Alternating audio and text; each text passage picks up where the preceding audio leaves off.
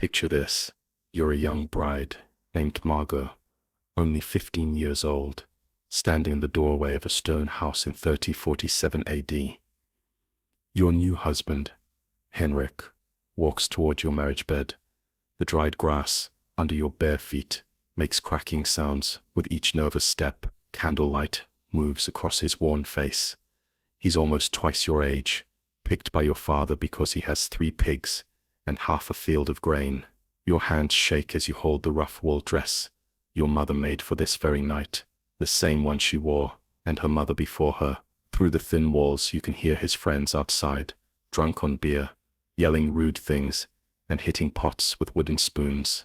They won't leave until they hear proof that you and your husband have done what married people do. Your breathing comes in short gasps, as Henrik's rough fingers reach for the leather string at your throat, and you wonder if your mother's whispered warnings about wife duties could possibly get you ready for what's about to happen in this small, smoky room that smells of wet wool and unwashed bodies.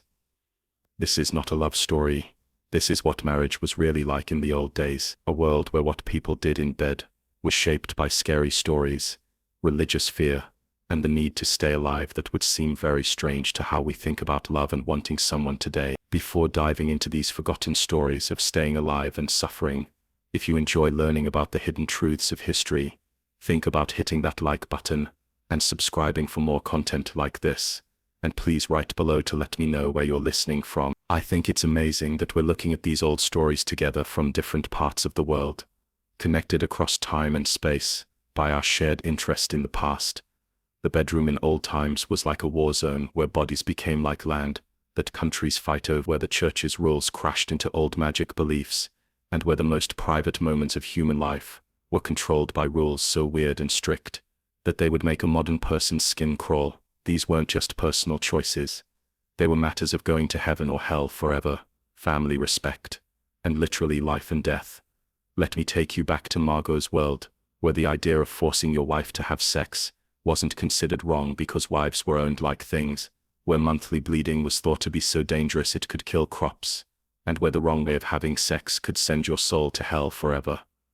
In old Europe, the marriage bed was never truly private. The community, the church, and old scary stories all had a say in what happened between husband and wife. When Margot married Henrik in that fall of 1347 AD, their wedding wasn't celebrated with fancy drinks and dance. It was a business deal sealed with body fluids, watched by neighbors who had every right to demand proof that they had done what married people do.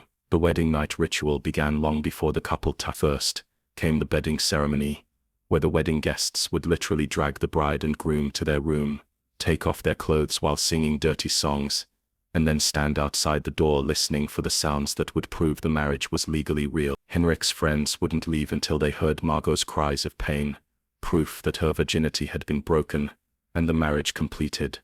But here's where old-time marriage gets truly weird. The church taught that even married couples could do terrible sins in their own beds. Jerome, writing in the 4th century AD, said that a man who loves his wife too much is like someone cheating on his wife. The church leaders believed that too much pleasure even within marriage was a corruption of the soul. This wasn't just religious theory. It shaped every part of how people in old times had sex.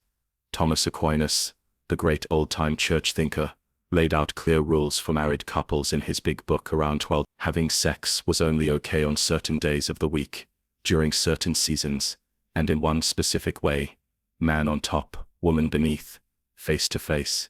Any different way was considered against nature, and therefore sinful. Oral sex was not allowed at all, and neither was sex during monthly bleeding, pregnancy, or while feeding a baby. The church figured out that if all these rules were followed, married couples would only be able to have sex about 50 days per year. Margot would have learned these rules from her mother, who learned them from the village priest during confession. The fear of going to hell forever hung over every private moment. When Henrik reached for her on a forbidden Wednesday during Lent, she faced an impossible choice: give in to her husband's will and risk her soul, or say no and face his anger in a world where hitting your wife was not only legal but expected. The old-time understanding of female sexuality was built on basic misunderstandings that would last for hundreds of years. Medical books from that time, influenced by old Greek and Roman sources, taught that women were basically broken. Their sex organs were simply turned inside-out versions of male parts. The vagina was thought to be an inside-out penis, and the ovaries were internal testicles. This wasn't just not knowing things. It was official medical knowledge taught in schools across Europe. These beliefs had serious results for how old-time people understood female desire and pleasure. The Dr. Constantine the African, writing in the 11th century AD, claimed that women felt sexual pleasure differently than men. They needed long stimulation and multiple climaxes to get pregnant. This led to the weird medical belief that rape couldn't result in pregnancy because the woman couldn't achieve the necessary pleasure. If a woman became pregnant after sexual attack, old-time courts often took it as proof that she had enjoyed it and was therefore partly to blame. Margot's mother might have warned her about the wandering womb, a condition old-time doctors believed could cause craziness, madness, and even death. They thought the uterus could literally move around inside a woman's body, traveling upward to choke her heart, or downward to escape through her vagina. Treatments included putting pleasant smells in the vagina to lure the womb back into place, or putting bad-smelling things on the nose to drive it downward. The old times inherited a complex web of baby-making beliefs from pagan traditions that the church never quite managed to wipe out. Village-wise women, often called witches by later generations, kept an underground knowledge of herbs, rituals and practices designed to help conception, prevent pregnancy, or make sure male children were born. In the forests around Margot's village, women would gather specific plants under the full moon. Pennyroyal and tansy were made into teas that could prevent pregnancy, though the amount between stopping pregnancy and death was dangerously thin. Mandrake root, shaped like a human figure, was believed to increase fertility when worn as a charm against the skin. The root was so valuable that fake versions made from carved brahuni were common in old market. The church officially said these practices were witchcraft, but even religious Christians couldn't completely abandon them. The line between folk medicine and magic was impossibly blurred. A woman might pray to Margaret for safe childbirth, while also burying a piece of afterbirth under her doorway to make sure she could have babies in the future. She might wear a cross to church, while hiding a piece of amber between her breasts to prevent losing the baby. Old-time birth control was a dangerous mix of superstition, poison and desperation. Women were taught to jump backwards 7 times after sex to prevent getting pregnant, or to drink wine mixed with ground-up beef. More dangerous were the drinks made from mercury, lead and other poisonous substances that often killed the woman along with any possible pregnancy. The results of unwanted pregnancy were severe.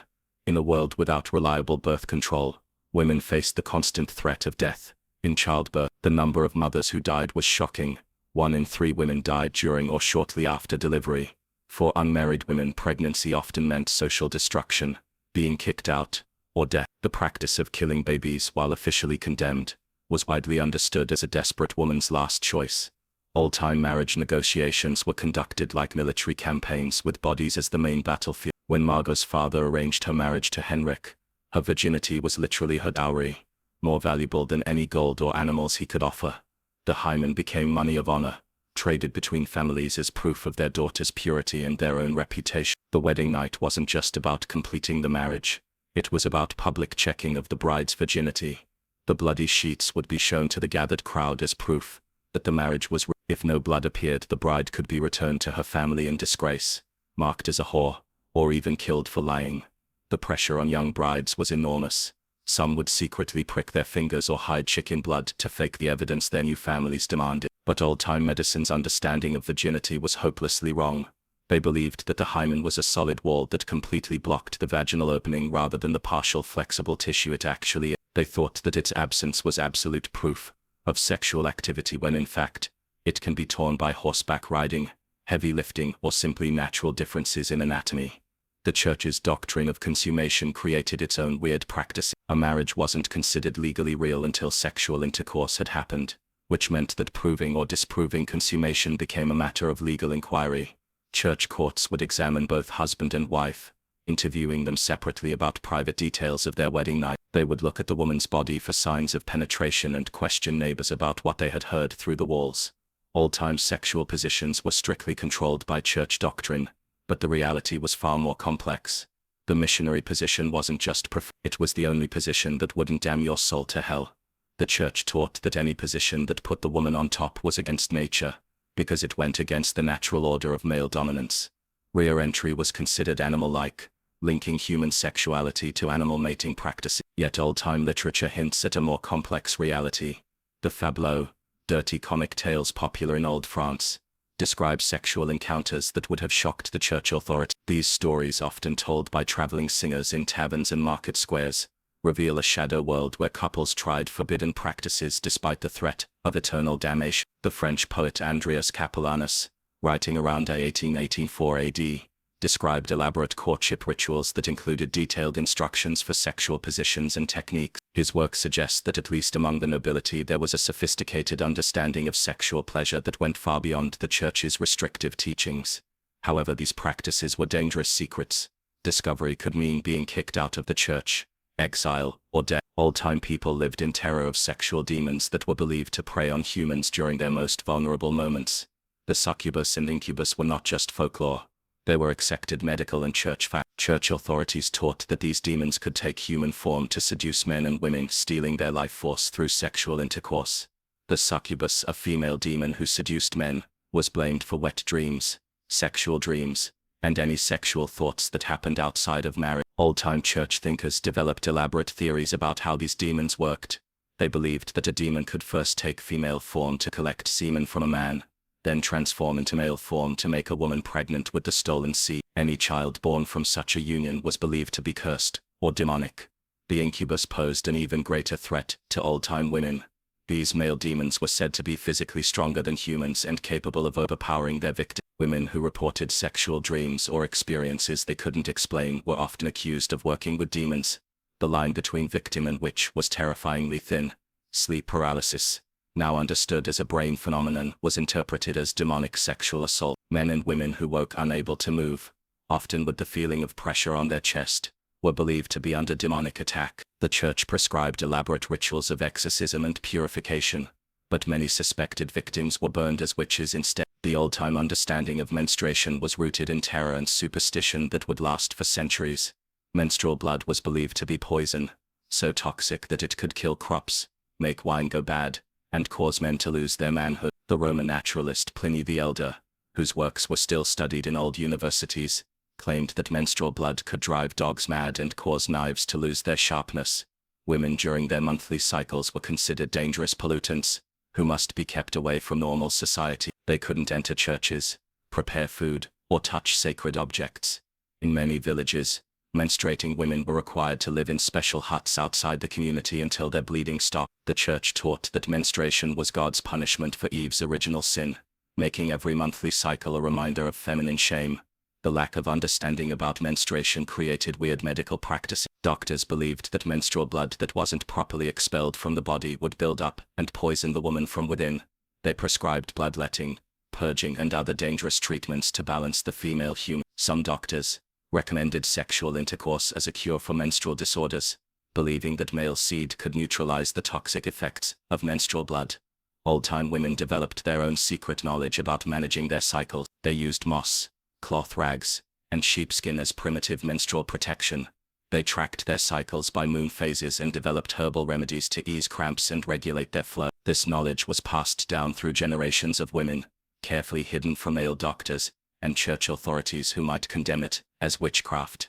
The old times saw the rise of elaborate theories about sexual compatibility based on star signs, bodily humors, and physical characteristics. Old-time doctors believed that sexual pleasure and fertility depended on the proper balance of hot and cold, wet and dry humors in both partners. A hot husband might be incompatible with a cold wife, leading to sexual problems and inability to have children. Physical examination of potential spouses was common among wealthy families. Doctors would examine the bride's body for signs of her sexual temperament. Wide hips indicated fertility, while narrow hips suggested she couldn't have baby. The groom's penis size and shape were analyzed for compatibility with his intended bride. These examinations were conducted with the same clinical detachment used for examining farm animals. The church authorities developed their own theories about sexual compatibility based on spiritual rather than physical characteristics. They taught that couples who were too closely related, either by blood or spiritual kinship, would be cursed with sexual problems and monster children. The complex rules of family relationships meant that many old-time marriages were later cancelled when previously unknown family connections were discovered. Old-time sexuality was deeply connected with concepts of honor, shame, and social standing. A man's sexual ability was directly linked to his reputation as a warrior and leader. Being unable to perform sexually was not just a personal failing. It was a public embarrassment that could destroy a man's standing in his community. The Old French developed elaborate euphemisms for sexual dysfunction, creating a vocabulary of shame that affected every aspect of social interaction. For women, sexual reputation was even more fragile. The slightest hint of impropriety could destroy a woman's marriage prospects and her family's honor. Old-time towns were small communities where everyone knew everyone else's business. A woman seen talking to a man who wasn't her husband or relative could be branded as a whore. The standards of female behavior were so restrictive that even married women lived in constant fear of gossip and accusation. The old-time legal system reflected these sexual anxieties in its treatment of rape, adultery, and sexual assault. Rape was defined not as a crime against the woman, but as a crime against the male who owned her, her father, husband, or lord. The punishment for rape varied dramatically depending on the social status of both the victim and the perpetrator. A nobleman who raped a peasant woman might pay a small fine, while a peasant who raped a noble woman would face torture and death. Adultery was punished even more severely, but only for women. A married woman who had sex with any man other than her husband could be killed by her husband with no legal consequences. Old-time law codes specifically granted husbands the right to murder adulterous wives and their lovers if they were caught in the act. Men, however, were generally free to have sex with unmarried women, prostitutes, or their own servants without legal consequences. The old times saw the development of elaborate courtship rituals that would influence European culture for centuries. The tradition of courtly love, popularized in the poetry of the troubadours, created a parallel world where sexual desire was elevated to a spiritual quest.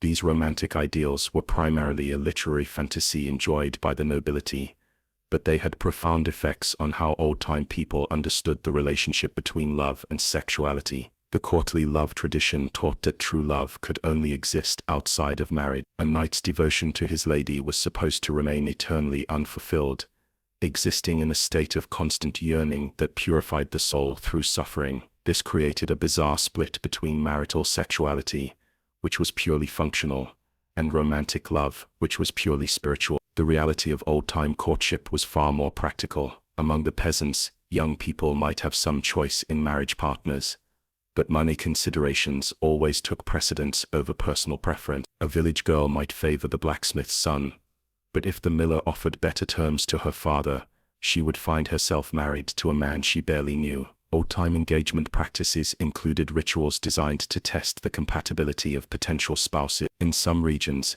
engaged couples were allowed to sleep together clothed, separated by a wooden board called a bundling board. This practice allowed families to evaluate whether the couple was physically compatible without risking pregnancy or violating church doctrine about premarital sex. The old times inherited a complex tradition of sexual magic and fertility rituals from earlier pagan cultures. These practices were driven underground by Christian persecution, but never entirely disappeared. Old-time peasants continued to practice ancient fertility rituals, often disguised as Christian celebrations or incorporated into folk medicine. The celebration of May Day retained strong sexual overtones, despite church attempts to suppress it. Young people would spend the night in the forest, supposedly gathering flowers and branches to decorate the village. In reality, May Day was an opportunity for sexual experimentation and courtship outside the normal restrictions of village life. Many pregnancies were calculated to result from May Day encounters,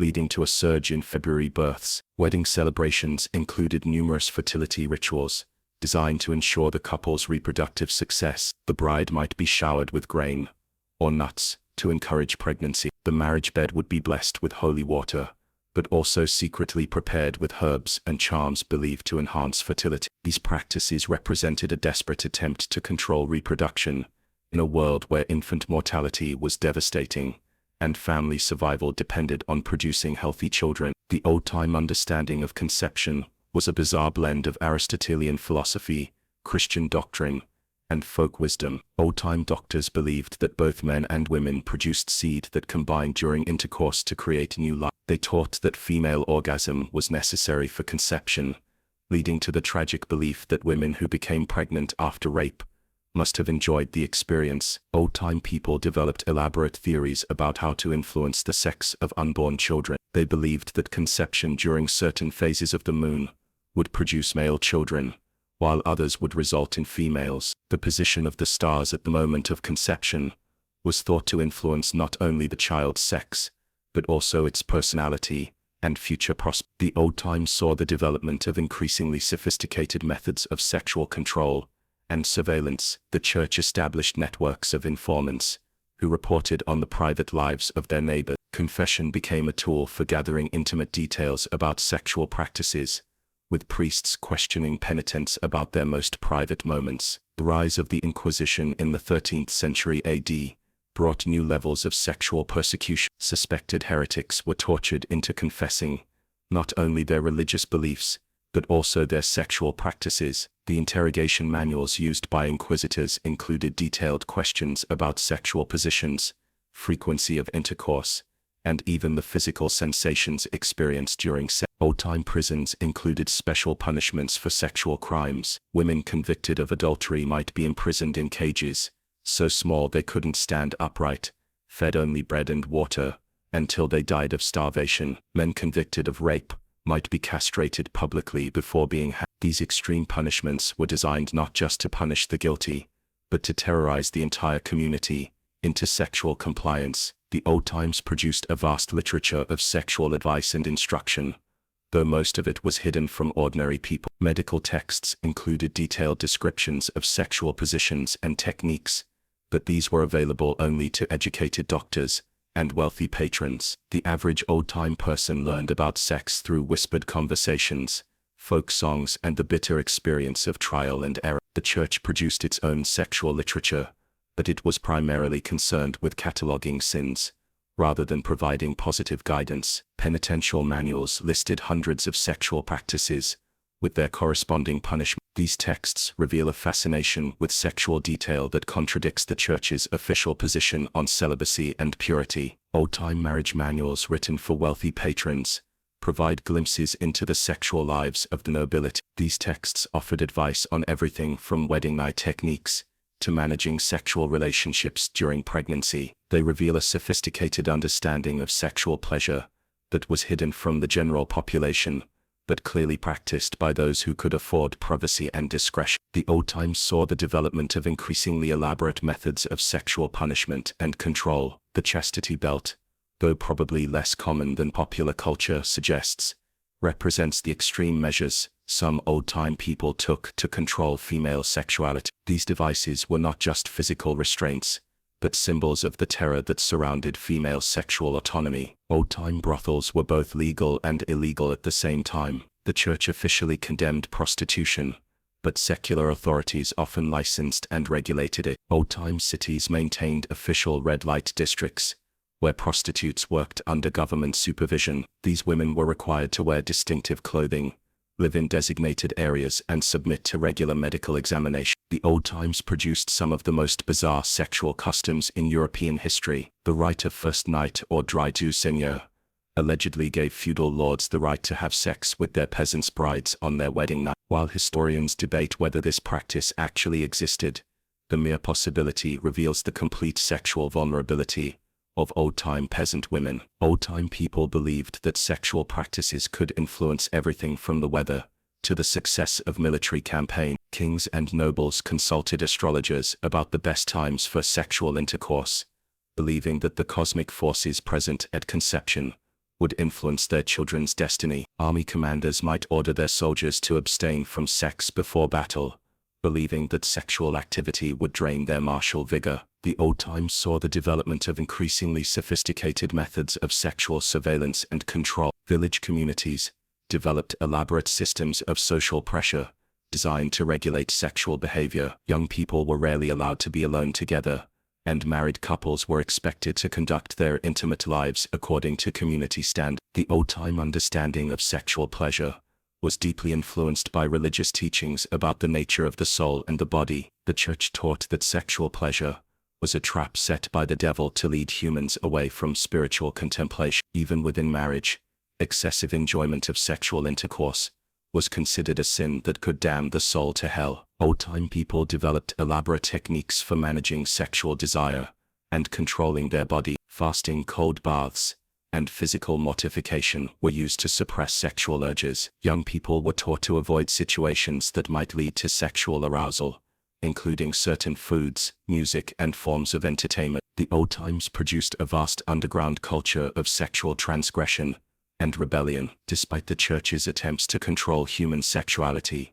old-time people found ways to express their desires and pursue pleasure. This shadow world of sexual rebellion existed alongside the official culture of repression and control. Old-time sexuality was shaped by practical considerations that modern people rarely consider. The lack of privacy in old homes meant that sexual intercourse often occurred in spaces shared with children, servants, and extended family members. The sounds and smells of sexual activity were part of daily life in ways that would shock modern sensibility. The old times saw the development of increasingly complex relationships between sexuality and social class. The sexual privileges of the nobility were part of their broader pattern of social domination. Lords and ladies had access to private chambers, exotic foods, and leisure time that allowed them to explore sexual pleasure in ways that were impossible for peasants. Old-time marriage was ultimately about survival rather than love or sexual satisfaction. In a world where life expectancy was short and infant mortality was high, the primary purpose of marriage was to produce children who could carry on the family name